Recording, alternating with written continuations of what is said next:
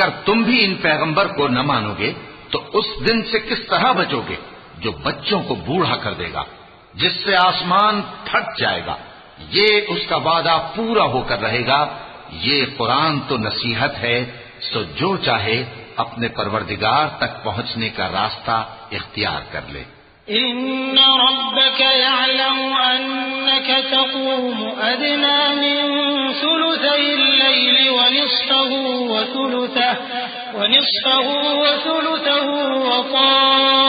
ताइफतुम मिनल लज़ीना मअक वल्लाहु युक़द्दिरु अल-लैल वन-नहार अलima अन लन तुहसूहु फताब अलैकुम फक़रऊ मा तयस्सर मिनल क़ुरआन अलima अन सयकूनु मिनकुम मर्दा